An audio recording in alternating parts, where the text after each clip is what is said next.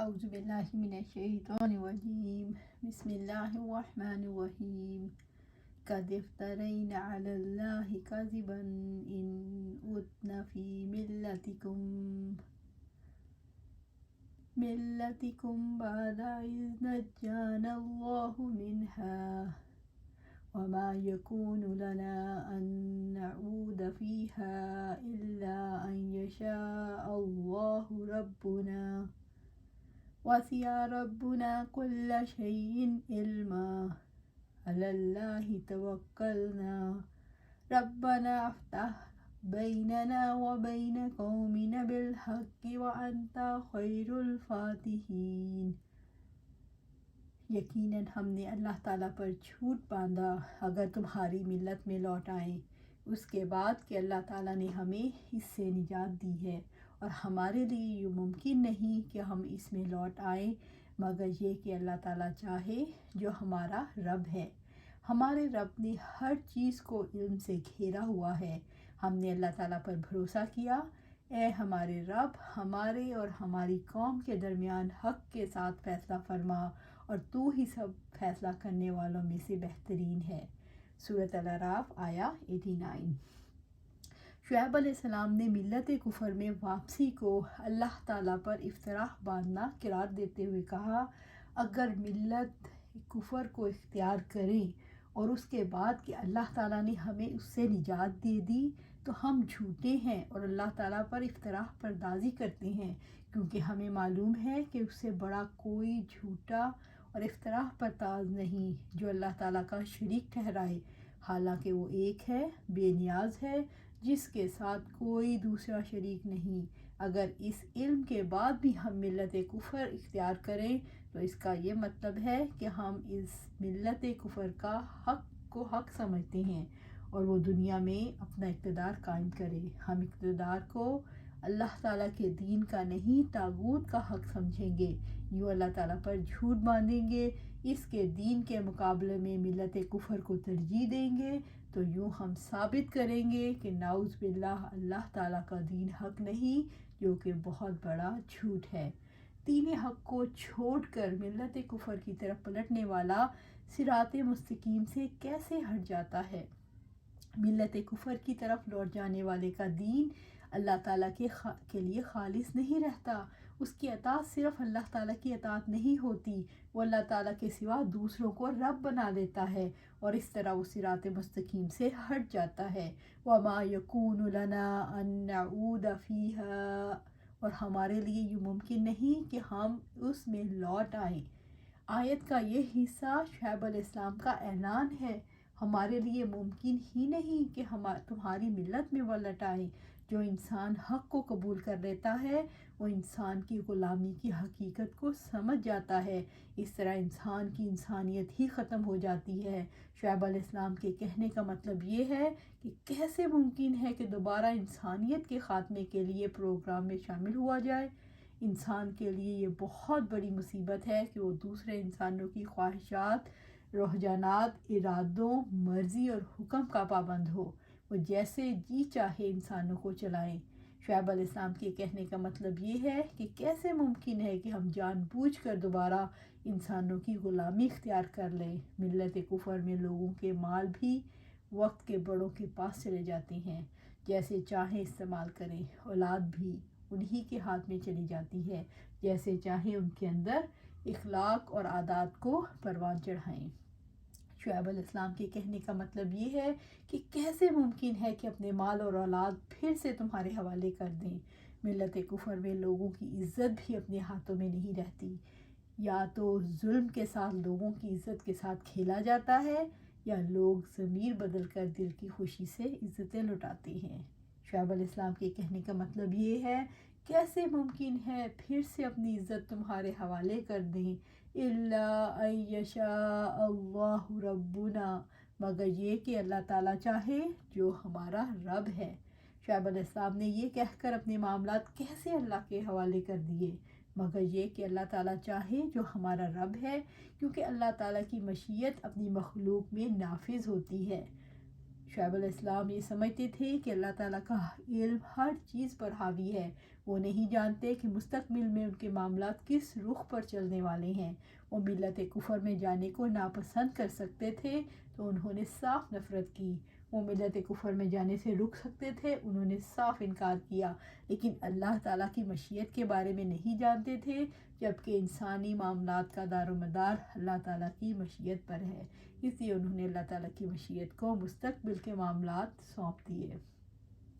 اگر اللہ تعالیٰ کی مشیت اور تمام مخلوقات میں نافذ اس کے ارادے میں غور کیا جائے، جس سے باہر نکلنا کسی کے لیے ممکن نہیں، خواہ پے در پے اسباب مہیا ہوں اور قوتیں باہم موافق ہوں، تو ہم اپنے بارے میں یہ فیصلہ نہیں کر سکتے کہ وہ عنقریب فلاں عمل سر انجام دیں گے یا اس کو چھوڑ دیں گے۔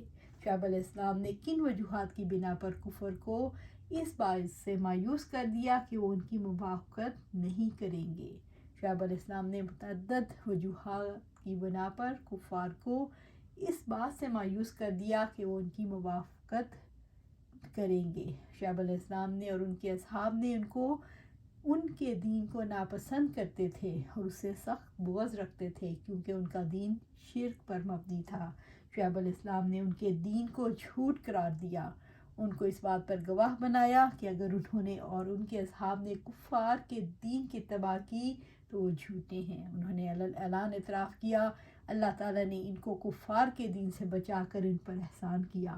ان کی استقامت پر مبنی حالت پر غور کرے، ان کے دلوں میں اللہ تعالیٰ کی جو تعظیم، اس کی عبودیت، جو اعتراف، نیز اس بات کا اعتراف ہے کہ وہی الہ واحد ہے، صرف وہی اکیلا عبادت کے لائق ہے، اس کا کوئی شریک نہیں، اور اس بات کا اعلان کہ مشرکین کے گھڑے ہوئے معبود سب سے بڑے باطل اور سب سے بڑا فریب ہے۔ اور ان امور کو دیکھتے ہوئے یہ بات محال ہے کہ اللہ تعالیٰ کے ان کو ہدایت سے نوازنے کے بعد وہ ان کے دین میں واپس لوٹیں گے، کیونکہ اللہ تعالیٰ ان کو ایسے عقل سے نوازا ہے جس کے ذریعے وہ حق اور باطل، ہدایت اور گمراہی کو پہچانتے ہیں۔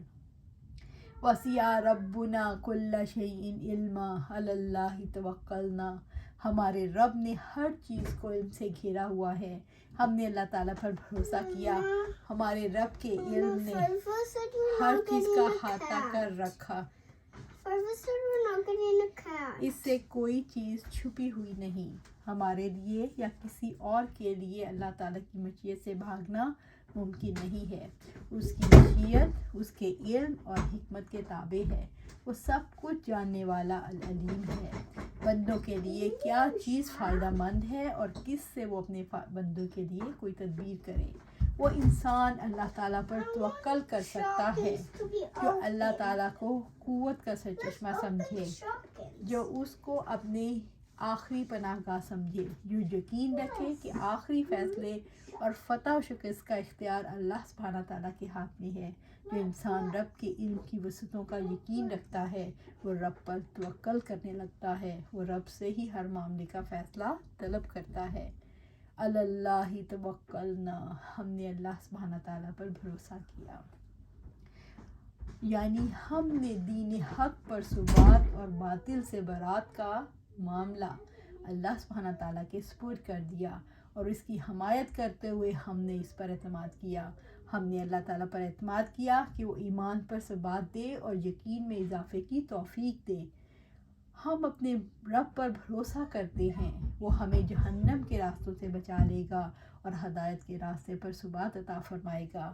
ہم یقین رکھتے ہیں کہ اللہ تعالیٰ پر بھروسہ کرتا ہے وہ اس کے لیے کافی ہو جاتا ہے۔ اللہ سبحانہ تعالیٰ کا ارشاد ہے، وَمَن يَتَوَكَّلْ عَلَى اللَّهِ فَهُوَ حَسْبُهُ، اور جو اللہ تعالیٰ پر توکل کرتا ہے تو وہی اس کو کافی ہے۔ سورۃ الطلاق آیت 3۔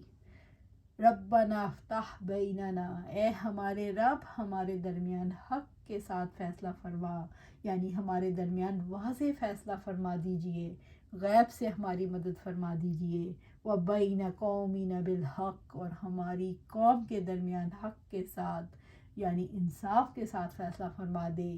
ہر ظلم کرنے والے، حق سے دشمنی رکھنے والے کے مقابلے میں مظلوم کی مدد فرما۔ وَأَنْتَ خَيْرُ الْفَاتِحِينَ، اور تو ہی سب فیصلے کرنے والوں میں سے بہترین ہے۔ تو سب سے اچھا حاکم ہے، تو عادل ہے، کسی پر ذرہ برابر ظلم نہیں کرتا۔ اپنے بندوں کے لیے اللہ تعالیٰ کے فیصلے کی دو اقسام ہیں. ایک اللہ تعالیٰ باطل میں سے حق کو، گمراہی میں سے ہدایت کو بیان کر کے نیز یہ واضح کر کے کون صراط مستقیم پر گامزن ہے اور کون اس سے منحرف ہے فیصلہ کرتا ہے.